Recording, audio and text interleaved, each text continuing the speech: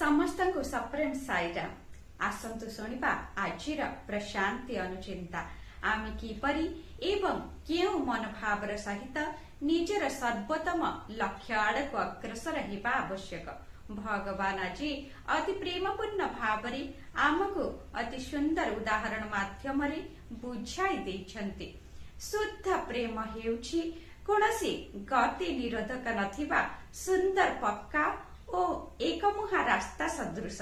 तुम एठार निज मन मुताबक बेगरे भगवान का पाखकु जाई पारिब। नदी मध्य एही नियम अनुसरण करिथाय। समस्त नदी पर्वत गुड़िक उपरु तीव्र गति रे निम्न को आसीथांती। सेमाने स्थान विशेषरे तीव्र किंबा मंथर गति रे प्रवाहित होइथांती। सेमाने केउआडे जाइथांती? सागर रे मिसिबा पाई जाइथांती। एही प्रक्रिया रे सेमाने सान बड़ पत्थर खंड उपर देई गति करिथांती एवं कौशलता पूर्वक रास्ता रे आसुथुबा समस्त बाधा विघ्न को एड़ाई देइथांती। सेमाने कदापि अटकी जांती नाही। निज लक्ष्य स्थल रे पहुंचिबा पर्यंत प्रवाहित होइथांती।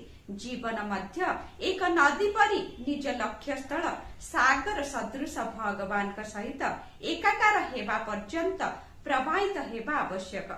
एही प्रवाह कदापि अटकी जिबा कि दुर्बल होइथिबा उचित नुहे। समस्त प्रकार प्रतिबंधक को अतिक्रम करी तुमे भगवान को आड़क अग्रसर हेबाकु ही पड़िबो।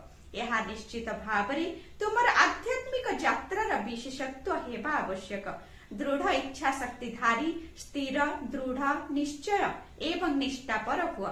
दुर्बलता पाई कौनसी स्थान रहिबा उचित नुहे। जदि तुमर दृष्टि शक्ति श्रवण शक्ति चिंता शक्ति भावना उत्तम अछि ताहले तुमे निश्चित भावरे परमानंद अनुभव करि पारिब। उक्त दिव्य संभाषण टी भगवान मे 21 तारिख 2000 मसीहार सूचाई देइथिले। कहिबार तात्पर्य प्रत्येक प्रतिबंधक हेउछि गोटिए गोटिए सोपान जहा तुमको आनंद आड़क रास्ता देखाई थाए, जहा कदापि नष्ट होई जीव नाही कि केही तुमठारु नै जाई पारिबे नाही। जय साई राम।